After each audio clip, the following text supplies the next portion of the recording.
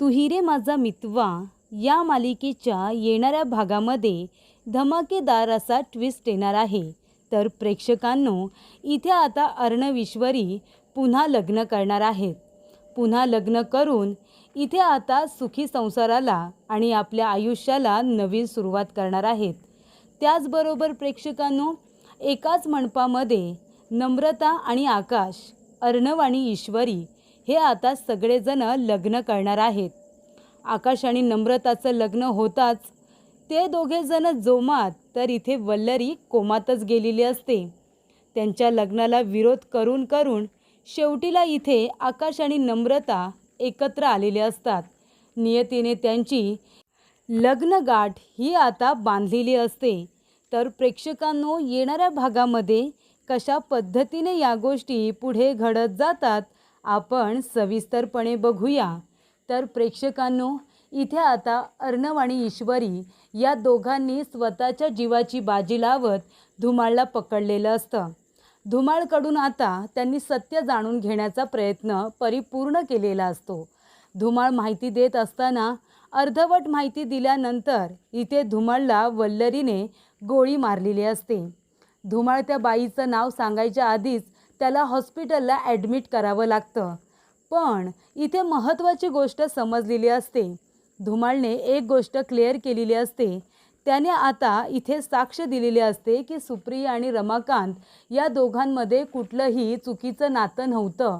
ते दोघेजण फक्त कामापुरतं भेटले होते। त्यांना फसवण्यात आलं होतं आणि त्यानंतर इथे बदनामीसाठी त्या बाईने आम्हाला पैसे दिले होते। हे सगळं आता धुमाळ बोलतो। मी जे काही केलं, त्यांचे फोटो काढले, त्यांची बदनामी केली, त्यांच्या कामाचे मी पैसे घेतले होते आणि त्या बाईने बदनामीचे मला पैसे दिले होते। हे सगळं धुमाळने सांगितल्यानंतर तो व्हिडिओ सगळ्यांना दाखवला जातो आणि मग राजे शिर्के यांना सगळ्यांना तो व्हिडिओ दाखवल्यानंतर एका गोष्टीची ईश्वरीने आता खात्री दिलेली असते की 24 तासाच्या आत मी माझं चॅलेंज हे पूर्ण केलेलं आहे आणि मी माझ्या आईला आणि रमाकांत राजे शिर्के या दोघांनासुद्धा निर्दोष सिद्ध केलेलं आहे। म्हणजे 20 वर्षांपूर्वी जी बातमी छापून आली होती ती खोटी होती हे सुद्धा ईश्वरीने सिद्ध केलेलं असतं। त्यामुळे सुप्रिया आणि रमाकांत यांच्यावरती जे काही घाणेरडे आरोप झाले होते ते सगळे बिनबुडाचे होते, खोटे होते। ईश्वरीने एका व्हिडिओने हे सिद्ध केलेलं असतं।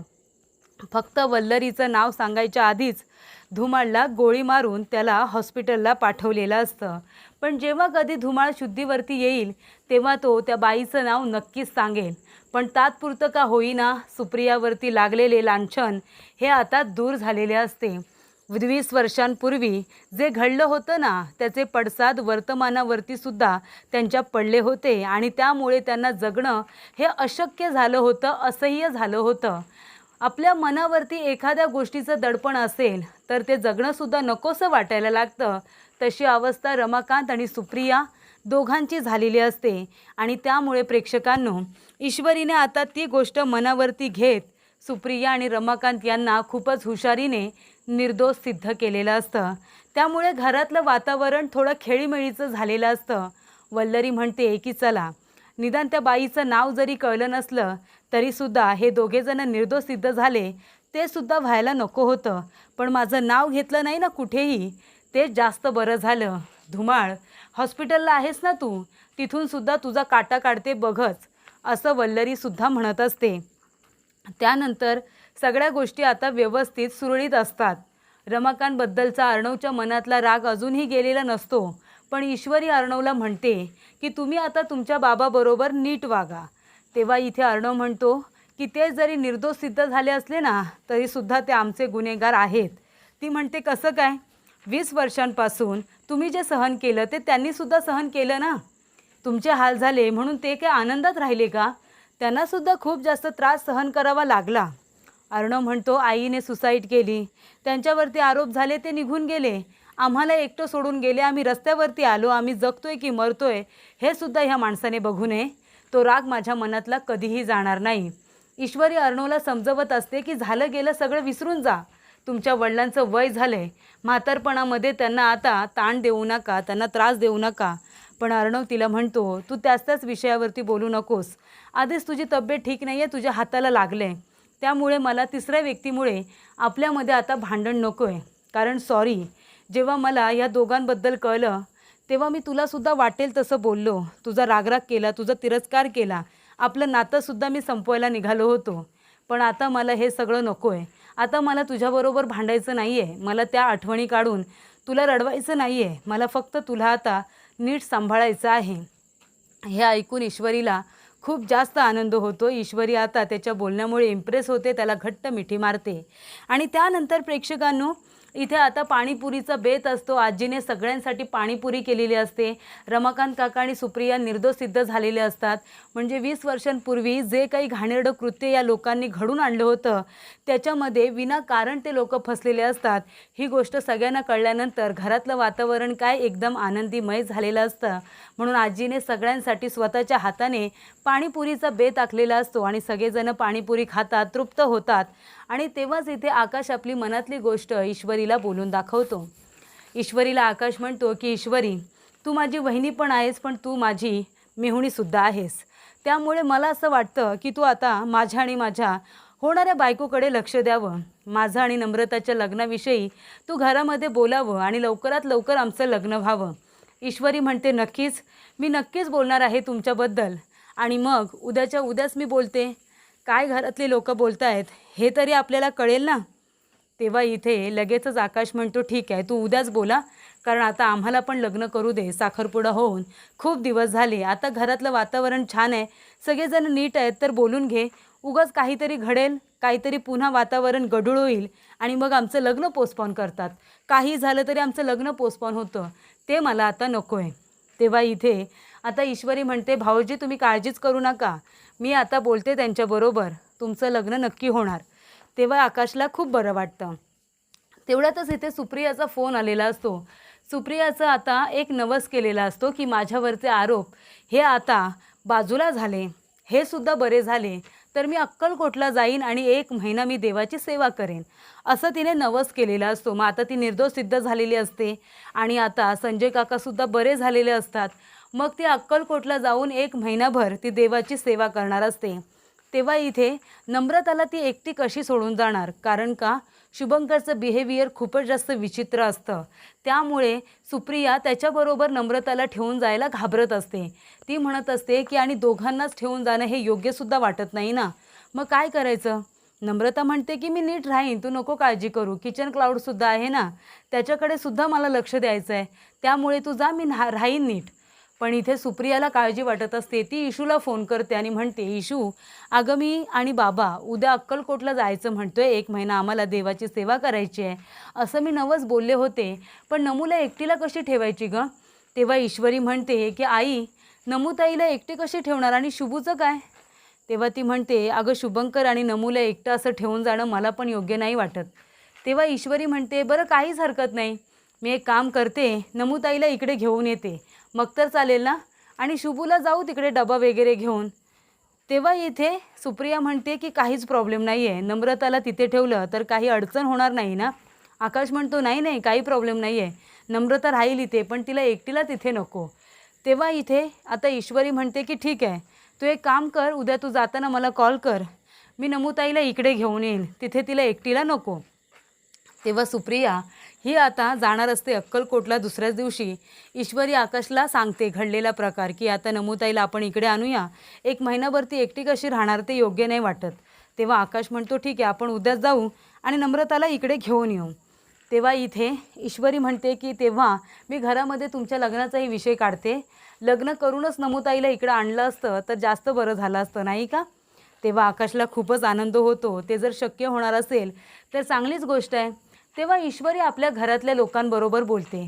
ती म्हणते की आता सगळं काही व्यवस्थित आहे, घरातलं वातावरणसुद्धा छान आहे, तर आपण आता नमूताई आणि आकाश भाऊजी या दोघांना अजून त्रास द्यायला नको, त्यांना अजून थांबवायला नको, आपण त्यांचं लग्न लावून दिलं तर. काय आजी बरोबर बोलते ना मी, ते लोक आपल्यासाठी खूप थांबलेत, त्यांनी वाट बघितली, तर मला असं वाटतं की आता त्यांना थांबवण्यापेक्षा आपण त्यांचं लग्न लावून देऊया, घरातलं वातावरण छान आहे. तेव्हा इथे आता लगेचच आजी म्हणते, काहीच प्रॉब्लेम नाही आहे, आपण देऊया त्यांचं लग्न लावून, पण आई आता 1 महिन्यासाठी अक्कलकोटला चालली आहे. त्यामुळे आपण लवकरात लवकर लग्न लावून घेतलं असतं तर जास्त बरं झालं असतं, नाही का? तेव्हा इथे आता ईश्वरी म्हणते, तुमचं काय म्हणणं आहे? तेव्हा आजी वगैरे म्हणते की ठीक आहे. मामा पण म्हणतात की ठीक आहे, आता आकाशला जास्त थांबवायला नको. आपण इथे योग्य वेळ बघून त्यांचं लग्न मुहूर्त वगैरे ठरवूया आणि लावून देऊया. तेव्हा अर्णव म्हणतो, ठीक आहे, लवकरात लवकर आपण मुहूर्त काढून आकाश आणि नम्रताचं लग्न लावून देऊया. सगळी तयारी मी करतो. तेव्हा ईश्वरीसुद्धा अर्णवला समजावते आणि अर्णवला तो निर्णय मान्य असतो. तेव्हा इथे आकाश आणि ईश्वरी दोघेजण सकाळी जाणार असतात नम्रताला घरी घेऊन येण्यासाठी. आणि तेव्हाच प्रेक्षकांनो, इथे आता शुभंकरला कळलेलं असतं की 1 महिनाभर इथे सुप्रिया आणि संजय काका नसणार आहेत.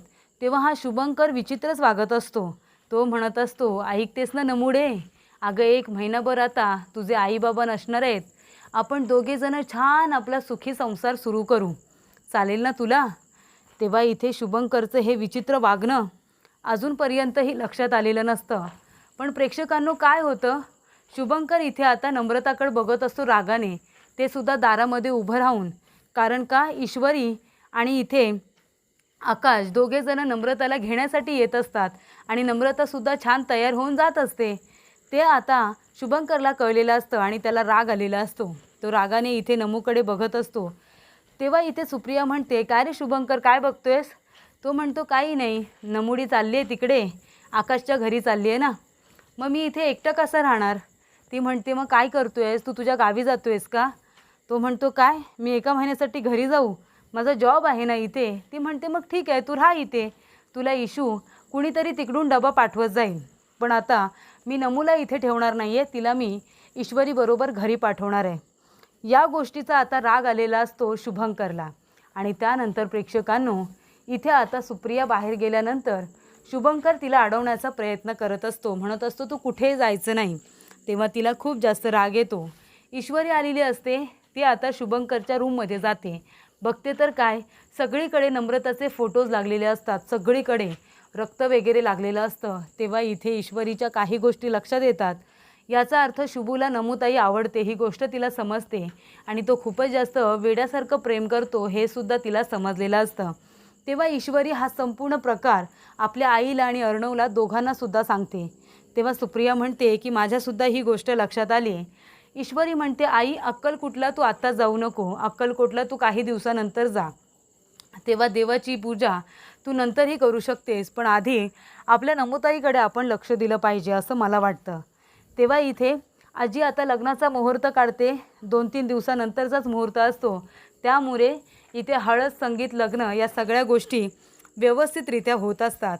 इथे आता शुभंकरला बाजूला करण्यासाठी ईश्वरीने अर्णवला सांगून घाईघाईनेच आकाश आणि नम्रताचं लग्न करण्याचा निर्णय हा घेतलेला असतो.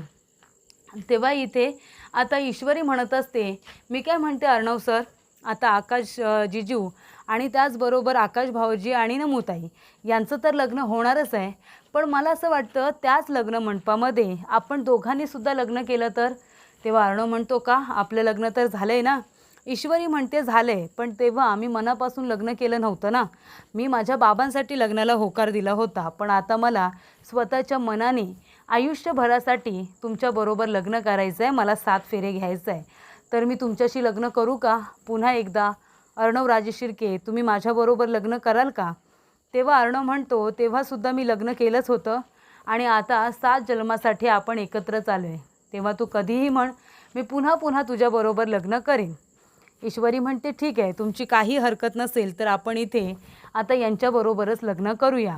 तर प्रेक्षकांनो, वेडा शुभंकरला नमूच्या आयुष्यातून बाजूला करण्यासाठी इथे आता आकाश आणि नम्रता, त्याचबरोबर अर्णव आणि ईश्वरी हे 4घे जण आता एकाच मंडपामध्ये लग्न करतात. आणि इथे अर्णव, ईश्वरी आपल्या सुखी संसाराला, आपल्या नवीन संसाराला इथे आता सुरुवात करतात. आणि त्यामुळे प्रेक्षकांनो, इथे आता वल्लरी ही लपून छपून लग्नामध्ये सामील झालेली असते. त्यामुळे इथे वल्लरीला अजूनपर्यंत सुप्रियाने बघितलेली नसते. ती लपत छपत असते, आजारपणाचं ढोंग करून ती सतत रूममध्ये असते.